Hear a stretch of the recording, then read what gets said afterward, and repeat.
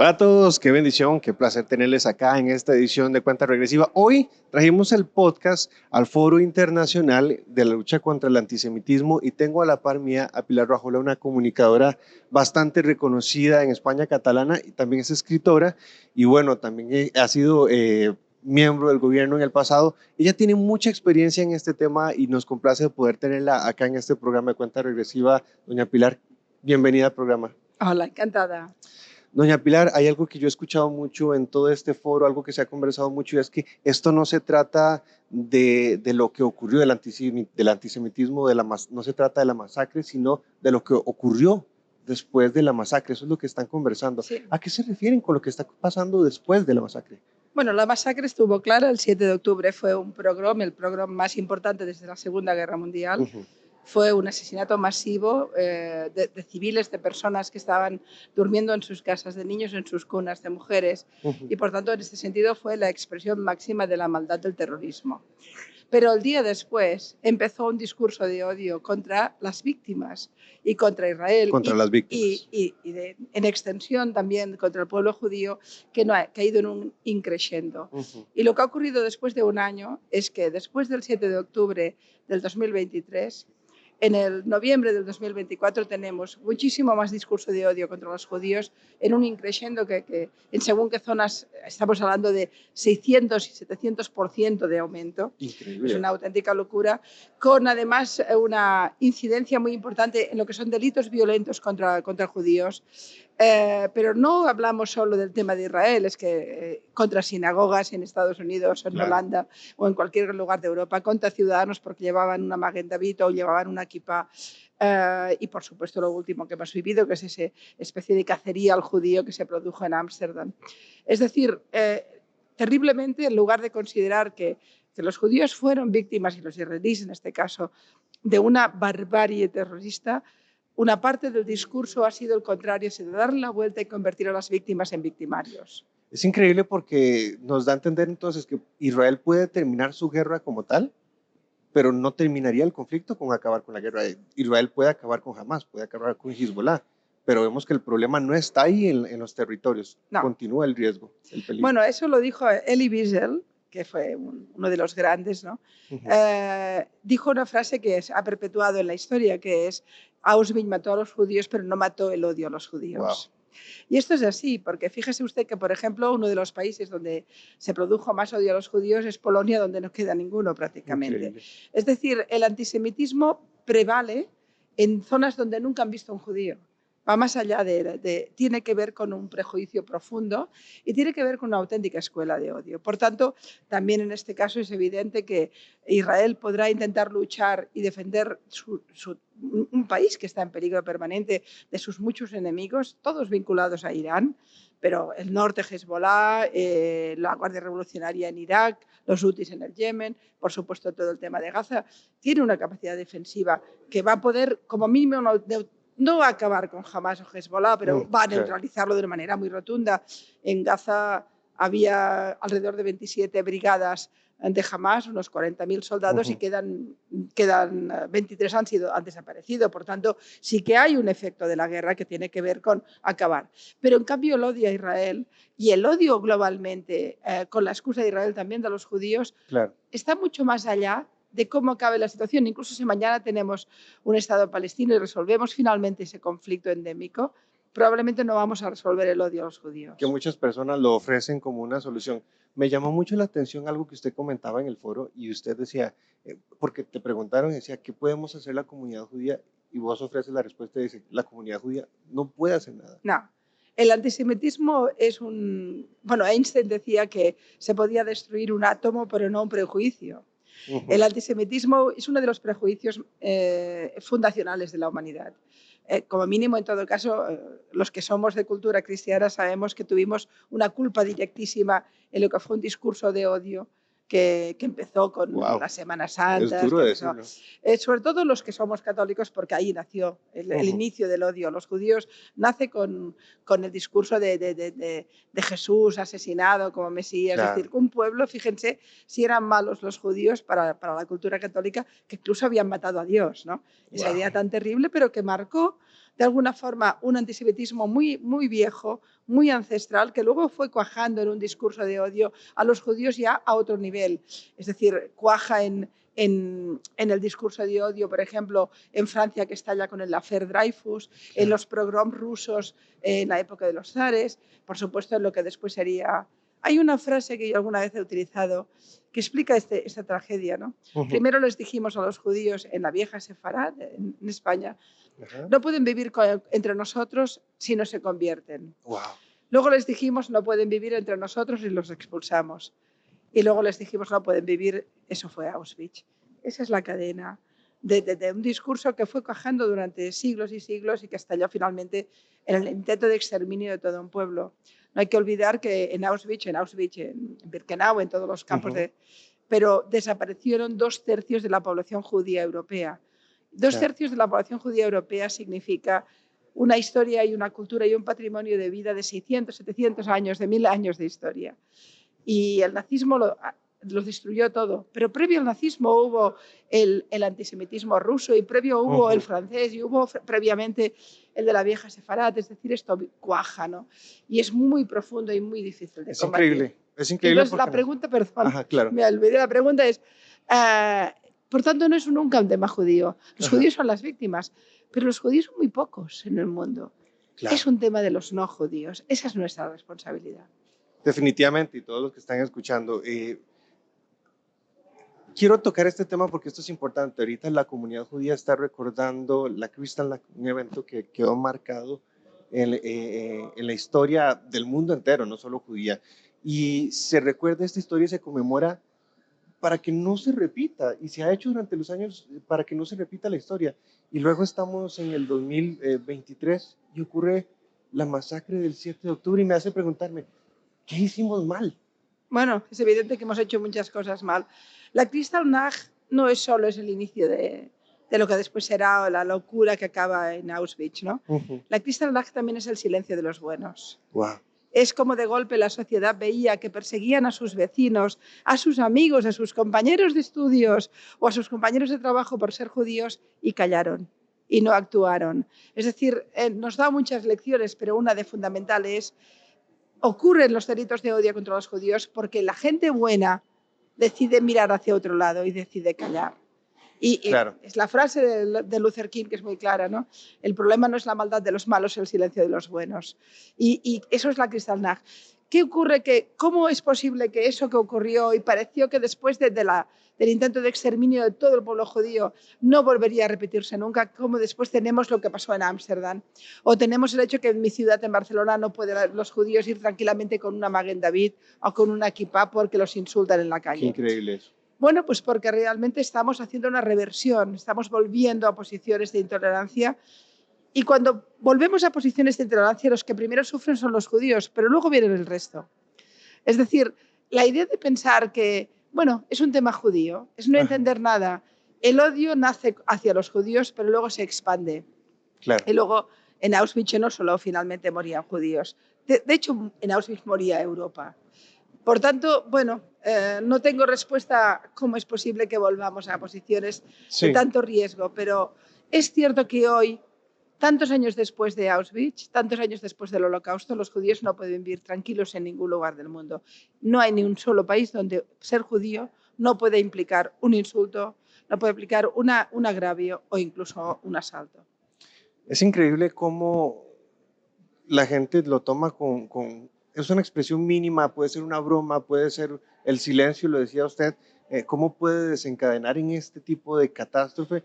Hay algo que me llama mucho la atención porque es muy normal en el contexto político y bueno, vos tenés experiencia en la política, es muy normal cómo en la política se critique posiciones, pensamientos y todo, pero cuando se trata de los judíos es mucho más fuerte y termina desencadenando en esto. ¿Cómo podríamos explicar que cualquier desacuerdo con la comunidad judía termine de esta manera tan fuerte? Porque el antisemitismo nació primero del cristianismo y sobre todo del catolicismo y después entró en parámetros más de tipo económico y social y acabó finalmente convirtiéndose en la gran ideología del odio que significó el nazismo, ¿no? Pero hoy en día, durante estos años, desde la Segunda Guerra Mundial hasta aquí, el antisemitismo ha ido creciendo con dos fuentes nuevas, que ya no es el cristianismo, porque realmente, de alguna forma, eso, primero porque ha aparecido el fenómeno evangélico, que no tiene esa posición, y segundo porque el catolicismo también hizo una reconversión, hizo un mea culpa de su papel en el odio a los judíos, y por tanto la fuente directa de alimento del antisemitismo hoy ya no se produce en el ámbito cristiano. Puede que haya personas que aún tengan esa concepción del pueblo deicida, pero yo eso ya creo. No, el antisemitismo hoy se alimenta de dos fuentes diferentes. Una es el islamismo. Todo el fenómeno islámico es un fenómeno profundamente antisemita, y cuando tú tienes, por ejemplo, en Europa 20 millones de personas musulmanas que nos traen un discurso de odio a los judíos, tenemos un problema porque se alimenta un nuevo antisemitismo. Que estaba en la cultura islámica, pero que ahora ha reverdecido con las ideologías radicales. Y luego tenemos el discurso de odio a los judíos a través de la izquierda, de los movimientos de izquierdas. Increíble que son eso. movimientos que teóricamente defienden el progreso y la libertad y están, en cambio, alimentando un nuevo odio hacia los judíos, disfrazado de un discurso de odio a los israelíes o a Israel, pero que en realidad acaba finalmente la repercusión afectando a las comunidades judías en todo el mundo. ¿Por qué pasa esto? En el tema islámico, porque ha aparecido el fenómeno radical, no es el fenómeno de la fe. Yo creo que las religiones no tienen nada que ver, tienen que ver las ideologías. Los dioses, si los dejas tranquilos, se hablan, se hablan en paz. A mí no me preocupa la trascendencia espiritual de cualquier persona, sea lo que sea, judía, musulmana, cristiana, es igual. A mí lo que me preocupa es aquellos que utilizan a Dios para una ideología de dominio, que es el fenómeno islámico. El Islam también son las mujeres iraníes que mueren. El Islam también es Malala, que quiere estudiar. Es decir, hay cantidad de gente extraordinaria en el Islam que intenta vivir en paz y que son víctimas finalmente. Y luego hay la ideología islámica basada en el salafismo, en el wahabismo o, en el caso iraní, en el chiismo, que utiliza el Islam para un discurso de odio y de dominio y que tiene en su genética el odio a los judíos y el odio a los cristianos. Claro. No hay que olvidar que el volumen de mártires cristianos del siglo XXI se produce bajo la Sharia y bajo el fenómeno del Estado Islámico y de los movimientos y de Al-Qaeda y los movimientos yihadistas. Esto nunca lo recordamos, pero en el siglo XXI hay más mártires cristianos que en los principios del cristianismo. En datos que es la absolutos. amenaza que está latente y está ahí. Es una amenaza que ya se ha producido. Está directo sobre los judíos, pero ahí está la amenaza potencial que ya está sobre los cristianos. El islamismo es cristianofobo y es judeofobo. Claro. Primero es el sábado, pero después es el domingo. Exacto. Por tanto, esto hay que tenerlo claro, y en el caso de los cristianos han desaparecido comunidades enteras en todas las zonas donde el islamismo ha sido dominante. Hablamos de desaparición de comunidades enteras asirias en las zonas del Nínive iraquí, hablamos de comunidades caldeas desaparecidas en miles de personas. Hablamos de los coptos, hablamos de los siro-malabares en India, hablamos de la imposibilidad de ser cristiano en Corea del Norte, el peor lugar del mundo para serlo. Sí, es decir, esto es un fenómeno que tampoco nos interesa, pero va parejo con el fenómeno del odio a los judíos. Por tanto, esa es la fuente primera, pero luego está la fuente de la izquierda, que se ha quedado sin causas y que confunde la lucha contra el colonialismo, que siempre es el discurso contra Israel y Estados Unidos, pero nunca contra Irán, nunca contra Rusia, nunca contra China, que son grandes colonizadores. Solo es contra las democracias liberales, y convierte en Israel en el paradigma de sus odios más ancestrales. Y por tanto, hoy la fuente primordial de discurso de odio a los judíos en las universidades europeas o americanas o latinoamericanas es a través de la izquierda. Intelectuales de izquierdas, políticos de izquierda, universidades de izquierdas. Me llama la atención la frase que usted comenta, que usted dice que se quedó sin ideas, porque de pronto usted revisa y es ridículo ver cómo la izquierda, que apoya a los grupos LGBT, de pronto apoya el islamismo, que odia completamente los LGBTQ, que es muy radical con las mujeres. No tiene sentido la cantidad de gente de izquierdas que está levantando banderitas de Hamás no aguantarían un día en Gaza, porque los tirarían del balcón o los quemarían o los matarían directamente. Las mujeres no son libres en Gaza, ni lo son en ningún país donde el islamismo domina.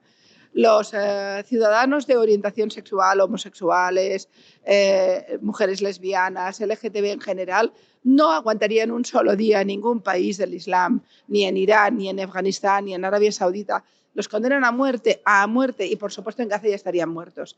De manera que es tener una auténtica, perdónenme la expresión, diarrea mental, llegar a la conclusión que uno puede defender la bandera de Hamas, que es una bandera que a ti te convertiría en... A mí me matarían por ser una mujer libre y a usted le matarían por ser homosexual y a usted por ser cristiano. Claro. Esa es la verdad.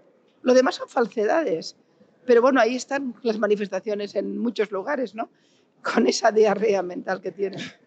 Me llamaba la atención algo que usted comentaba del foro y era que es increíble cómo las personas están criticando directamente este conflicto y no se dan cuenta que hay muchos más.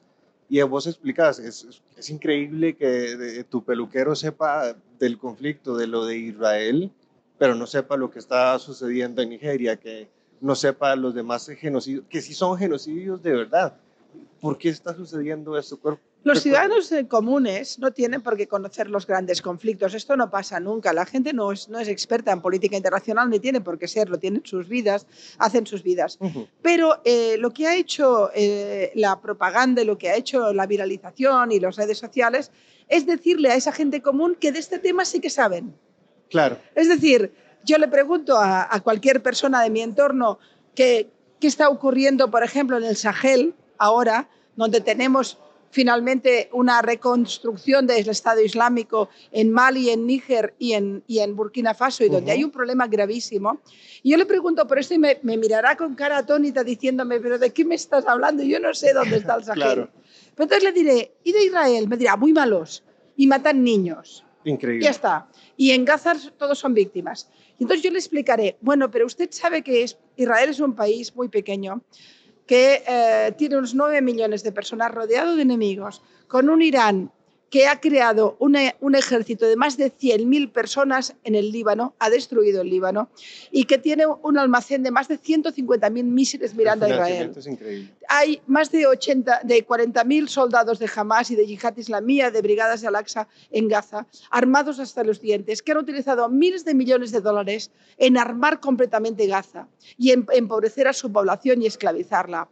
Hay la Guardia Revolucionaria actuando en los chiitas de Irak, que también tiran misiles, y tenemos en el Yemen a los hutis, que están creando un problema enorme en el Mar Rojo, que están secuestrando barcos comerciales, que están disparando y que también disparan misiles. Israel es un pequeñísimo país que no tiene ejército profesional, que es la gente, mis amigos, que tienen sus hijos universitarios, están hoy en Gaza, que está defendiéndose de 5 focos.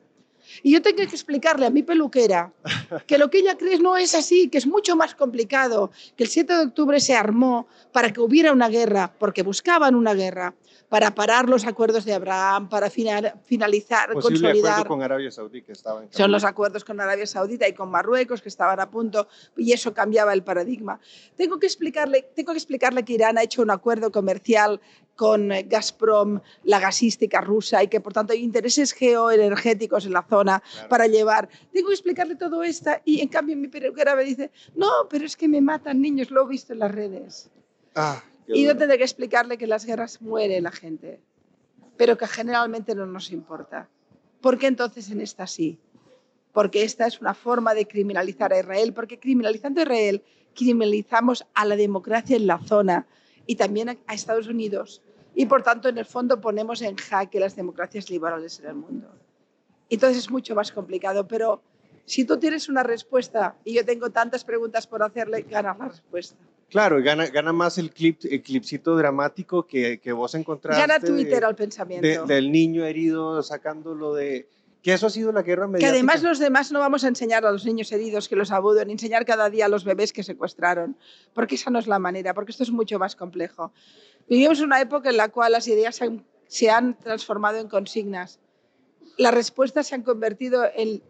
La gente nos hace preguntas y los debates se han convertido en pura pancarta, en propaganda. No hay manera de establecer debates consolidados. Es increíble cómo la gente se ha convertido, en experto debatiendo a partir de las redes sociales, y quiero terminar entonces con esto, explicando cuál ha sido el papel de los medios de comunicación promoviendo el antisemitismo y sobre todo los medios tradicionales que deberían ser los curadores de la información. Yo acuso directamente a los medios de comunicación tradicionales, es decir, aquellos que nos creemos, a las grandes BBCs, a los grandes País y a los grandes Le Monde, que nos creemos porque somos gente que intentamos tener referentes importantes, de haber sucumbido a la propaganda de las redes. Porque en este mundo donde la información va tan rápida, la verificación de las noticias es lenta y no querían perder la noticia y compraban la propaganda. Han comprado la propaganda. La BBC ha hecho titulares que eran pura propaganda de Hamás. ¿Por qué? Porque en un conflicto tú no puedes saber cómo ha ocurrido un acto militar, quién está luchando contra quién, cuántas personas murieron, qué pasó. Eso necesita tiempo, la verificación de los datos, y en cambio tendrás al minuto un tuit que dirá han muerto 340 personas en un hospital. No vas a verificarlo, no vas a ver si el hospital está llave de armamento, no vas a saber si la gente que ha muerto eran soldados de Hamás o eran ciudadanos inocentes. La velocidad en la que compran la información. No puedes saber nada. Entonces, esa velocidad que impone las redes ha trastocado completamente la veracidad informativa. Claro. Hoy estamos más informados, pero más peor informados. Es decir, creemos saber más cosas, las sabemos más mal, porque el tiempo, ese tiempo que necesitábamos, se desapareció. Y por tanto, yo acuso a los medios de comunicación a destruir completamente el código deontológico del periodismo. En las guerras, la verdad es la primera víctima. Lo sabemos los que hemos hecho conflictos. No podemos comprar la propaganda, pero la han comprado. Pilar Rahola, una comunicadora bastante reconocida, catalana, nos acompaña hoy para darnos todos los detalles de cómo ella percibe el crecimiento del antisemitismo y cómo ha afectado. Para terminar, cuéntenos sobre su trabajo. ¿Dónde pueden las personas encontrar su trabajo? ¿Tenés libros? Explicarle a la gente cómo la pueden encontrar. Sí, tengo muchos libros publicados que se encuentran en Amazon. Normalmente los publico en la editorial Planeta, pero en Amazon están. No tengo página web, la voy a decir un día de estos porque todo el mundo me pide conferencias. Claro. Y luego pues funciona en redes, lógicamente, y en las conferencias que doy por el mundo está muy viralizada. Se encuentran, pone usted mi nombre en YouTube o en Google y puede encontrar los que me odian y me dicen barbaridades y los que me quieren y me cuelgan Claro. mis conferencias. Pero como estamos en Mundo Cristiano, le voy a decir que publiqué hace 3 años un libro que se titula SOS Cristianos en Planeta. Un libro gruesillo, donde explico toda la persecución de los cristianos en el mundo y donde recuerdo que de los 25 países donde es más difícil ser cristiano hoy en día, solo 2 no son islámicos. Uno es Corea del Norte y la otra es la India, donde hay un fenómeno de un nacionalismo hinduista que es profundamente cristianófobo. Pero fuera de estos 2, el segundo país del mundo más peligroso para los cristianos es Somalia, y a partir de ahí vamos bajando. Claro. Alguien pensaría, quizá Irán, no está entre los primeros. Hay aún otros, pero desde luego, por supuesto, Afganistán. No, los cristianos pueden vivir si se someten, si esconden sus cruces, si no hacen ningún acto de festivo cristiano. Si tú eres un cristiano en Arabia Saudita, no puedes celebrar la Navidad. Y claro, tú dirás, bueno, es que no hay cristianos en Arabia Saudita. No, hay miles de filipinos que trabajan en los váteres y en los suelos limpiando, pero no pueden celebrar la Navidad. Esta es una realidad que había que publicar, y la publiqué en SOS Cristiano. Si te sirve, claro, búsquenme en las redes. Para que la busquen como Pilar Rahola. Doña Pilar, un placer haber estado con usted en este programa. Gracias por todos los detalles. Un medio que nos escucha. Bendiciones. Así es, un placer tenerla en el programa. Muchas gracias. Gracias. Gracias a ustedes que se conectaron a través de esta edición de Cuenta Regresiva. Como siempre, los esperamos en los próximos programas. Que el Señor los bendiga.